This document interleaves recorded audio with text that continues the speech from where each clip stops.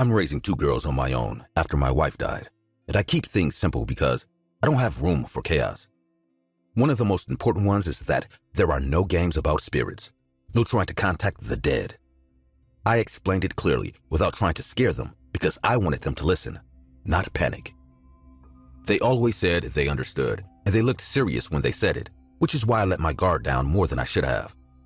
That night felt normal at first, with both of them in their room and me finishing some work while listening to the house the way I always do. The silence lasted too long for a house with kids, but I ignored it, thinking they were just tired or focused on something quiet. Suddenly, someone knocked on my door, and when I opened it, both of them were standing too close together, holding on to each other. They looked so tense.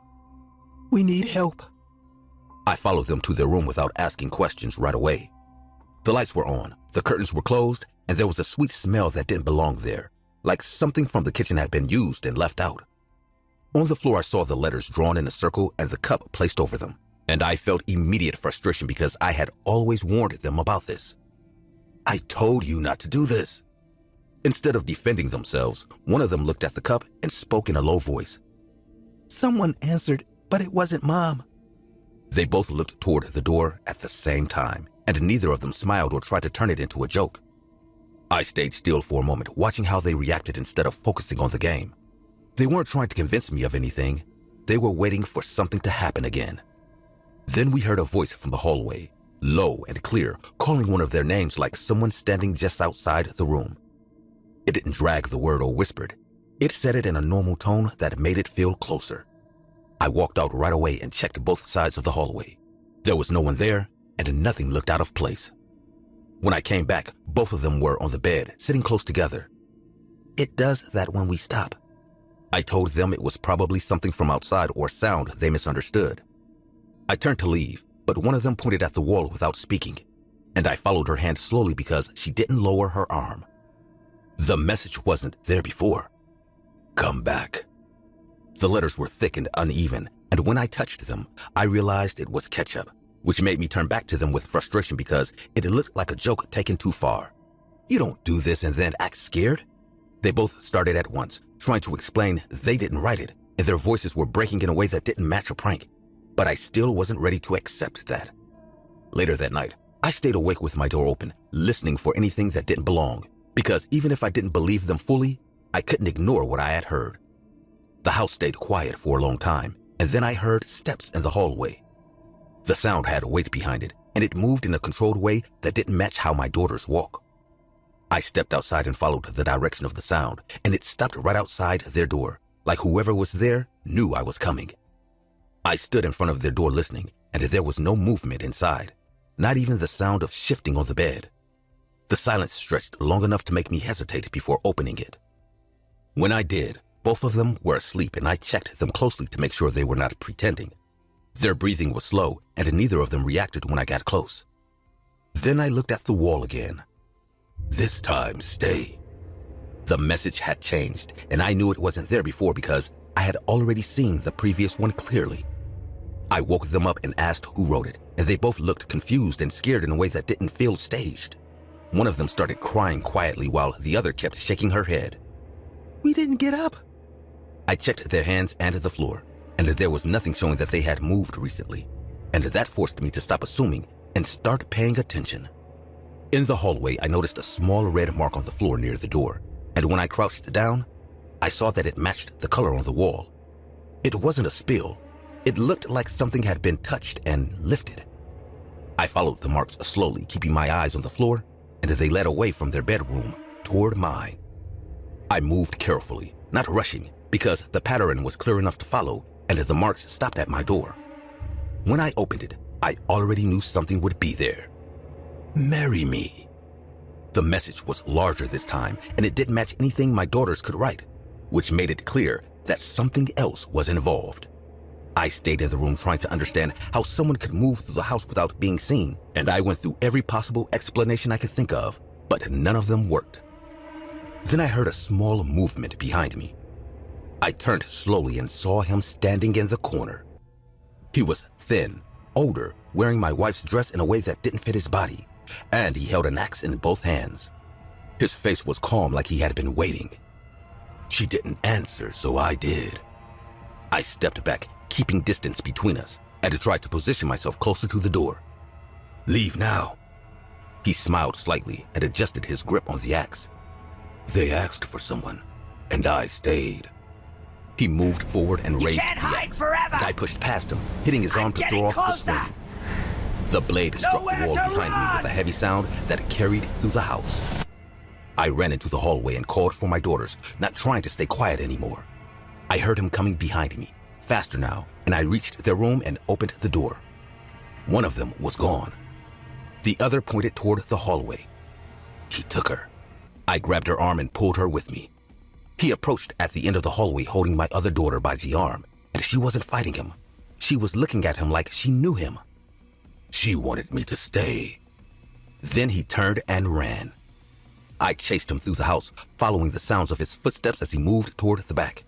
He reached the wall near the storage area and pressed against it, and a hidden panel opened. He went inside with her, and I reached it seconds later, forcing it open with both hands. The space behind it was narrow and dark, and the air smelled like someone had been there for a long time. The passage opened into a small hidden room filled with things taken from the house, including food, clothes, and objects that had gone missing. There was another exit, and it was open. I called the police and explained everything as clearly as I could. They arrived quickly and searched the house, the walls, and the area around it. They found signs that he had been living inside the structure for weeks. They identified him as Daniel LaPlante. They found my daughter later that night, sitting outside a store, eating ice cream, while he stayed nearby talking to her like nothing had happened. She didn't look scared. They arrested him without resistance. He's in prison now, and they told me about other cases connected to him, about houses he entered and people he watched before acting. They explained his behavior, but it didn't change what happened in my house. My daughter still talks about him sometimes, and the way she describes him doesn't match what I saw. Because she says he was patient and that he listened to her when she spoke. That part is what stays with me, because it means he wasn't just hiding. He was building trust over time. Daniel LaPlante was known for a series of disturbing crimes in the 1980s that combined stalking, home invasion, and psychological manipulation. As a teenager, he secretly lived inside the walls of a family's house, watching them for weeks and moving through hidden spaces without being detected. He used this access to intimidate and control his victims, creating fear through strange messages and appearances. I was not the kind of person who checked phones or tracked movements, but his behavior changed slowly. He stopped explaining where he went. He started taking calls outside, and he avoided simple conversations like they were a problem he did not want to deal with. Instead of confronting him, I decided to watch and gather details. I needed something solid that I could trust. I started writing down times and places, and I built a routine around his routine without telling anyone what I was doing. By the time I realized how far I had gone, I was already following him across the city, trying to confirm something I could no longer ignore. He always left early on Thursdays, and the pattern never changed. I needed to follow him more than once to understand what he was hiding. The first time I followed him, I stayed back and watched him enter an area that did not match anything he had ever mentioned, and I did not get close enough to see what he actually did. I told myself I needed to be more prepared next time.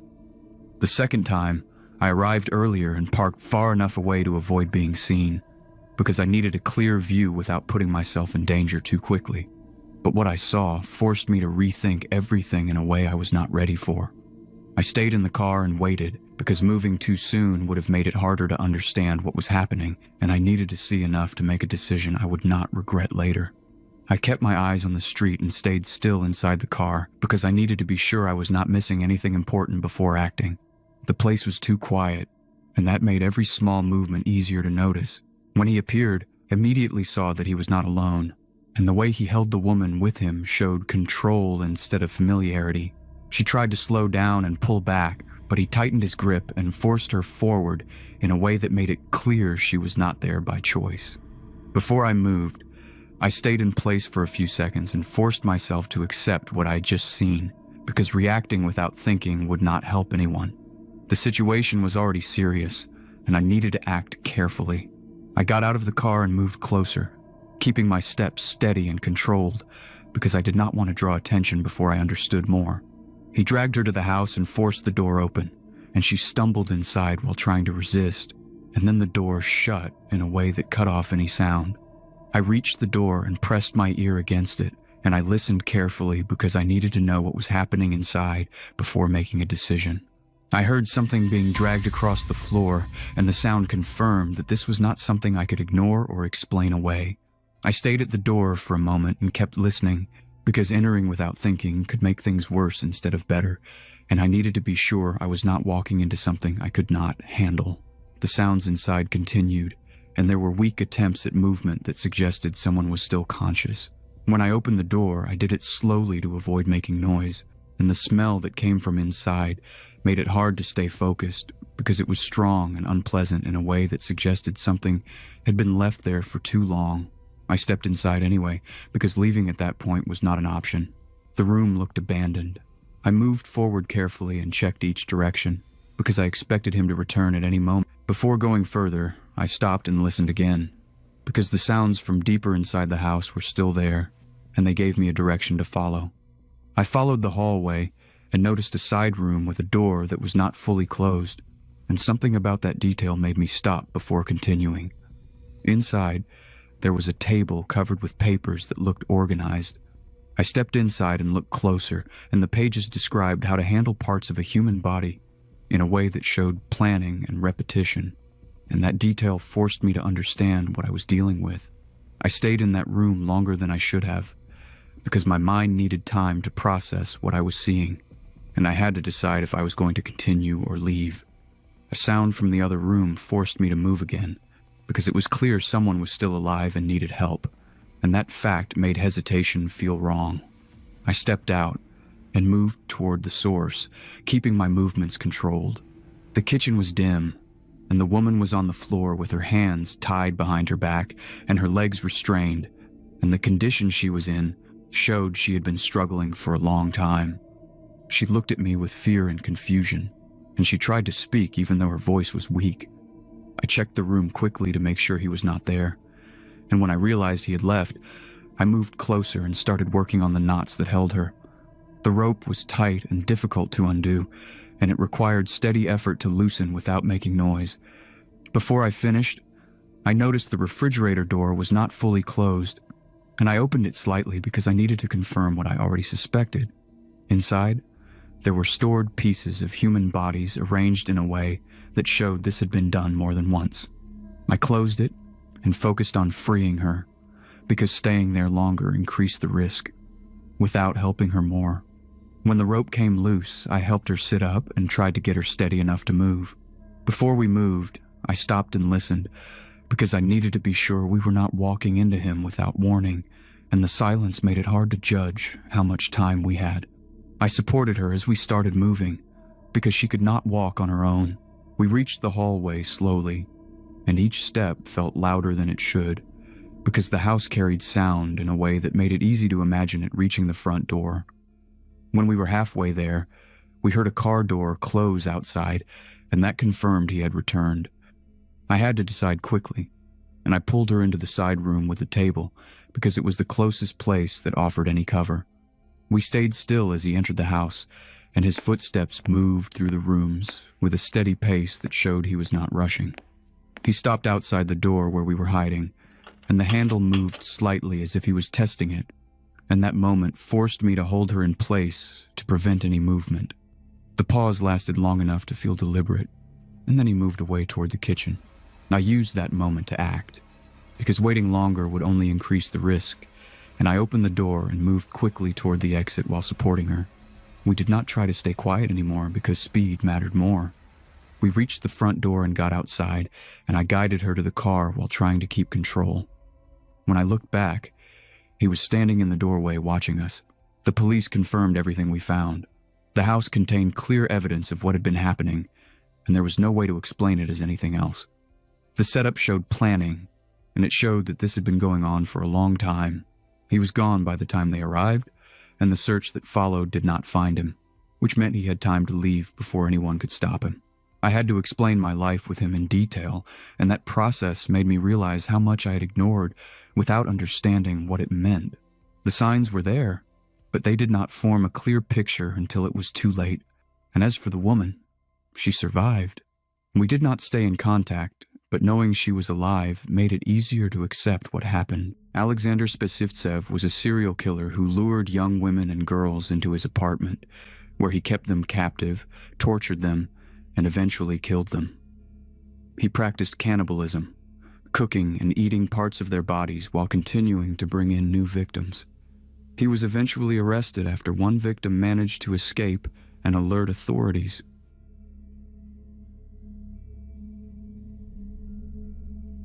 He stalked me for the past 11 years and locked me in a bunker, inspired by his favorite TV show, You.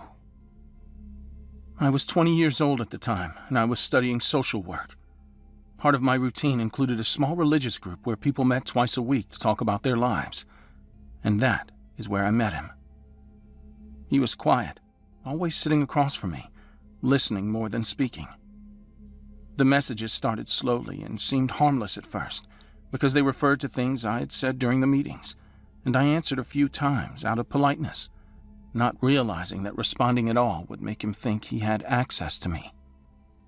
The messages became constant, and they stopped following any normal pattern, because they arrived at all hours, and if I didn't answer, he would send another one asking where I was or what I was doing, which started to feel invasive. He asked me out several times, and I refused clearly every time. But instead of stopping, he began showing up in places where I'd never seen him before, like outside my classes or near my workplace, standing at a distance and watching without approaching. At first, I tried to explain it as coincidence, but that stopped making sense when I started seeing him too often in places that did not connect, which made it clear he was following me, even though I'd never shared my schedule. I didn't tell anyone right away because I thought I could manage it, but I started changing my routine without thinking, like taking different routes and leaving early just to avoid crossing paths with him again. The situation became impossible to ignore when I realized he was not just messaging me, he was studying me and learning my habits.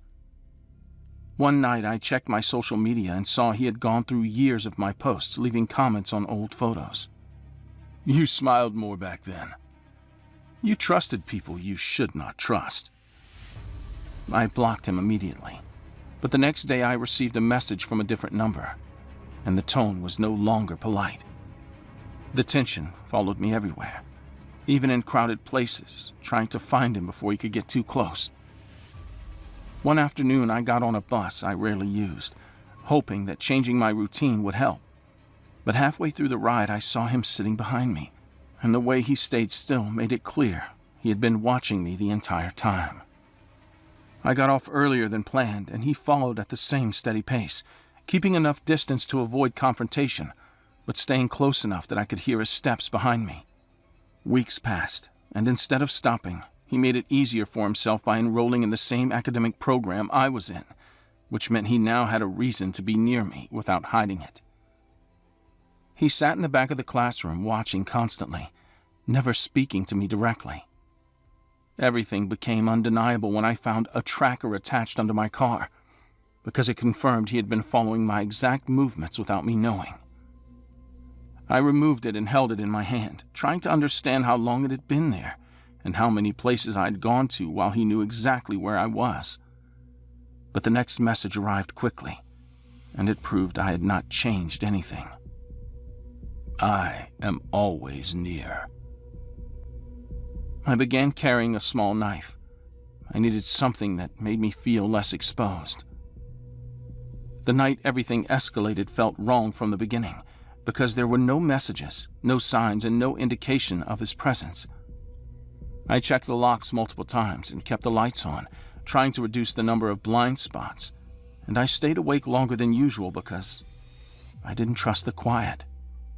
The silence continued for hours, and instead of calming me down, it made me more alert, because it felt intentional, like he had decided to stop communicating for a reason.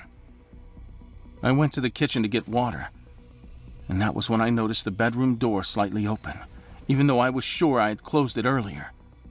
and that detail immediately changed the way I moved. I approached slowly, without making noise, and when I pushed the door open, he was already inside, standing near the bed and watching me like he had been waiting. I tried to step back, but he moved quickly and grabbed my arm, pulling me forward and forcing me to the floor before I could reach the knife in my pocket. He pinned my wrist down with enough force to stop me from moving, and when I tried to twist away, he adjusted his position and pressed his weight down, making it impossible to get free. His hand tightened around my neck slowly, controlling my breathing instead of cutting it off immediately, and that control made it clear he had planned for this moment. My attempts to push him away became weaker as my breathing became uneven, and I couldn't change what was happening before everything went dark. The tension returned the moment I woke up. I was no longer in my apartment, and everything around me was unfamiliar. My hands and legs were tied, and I was in the back of a moving vehicle while he drove in silence, and every movement caused pain that made it difficult to stay focused. When the vehicle stopped, he carried me into a building, and the brief glimpse I saw showed concrete walls and storage shelves, which suggested it was not a place anyone would check. When I fully woke up, I was in a small enclosed room with padded walls and a mattress, and the setup made it clear this space had been prepared in advance. He sat across from me and explained his plan in a calm and structured way, describing how he intended to keep me there and how he would make people believe I had disappeared on my own. "I'll leave your phone near the lake. People will assume what happened. This is better.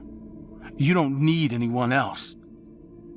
He showed me photos and videos he had collected over the years, and the amount of material proved this had been planned for a long time.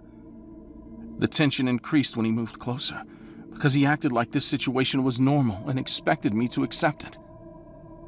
I changed my approach completely, because resisting physically was not possible, so I started responding calmly and telling him what he needed to hear, even though it went against my instincts.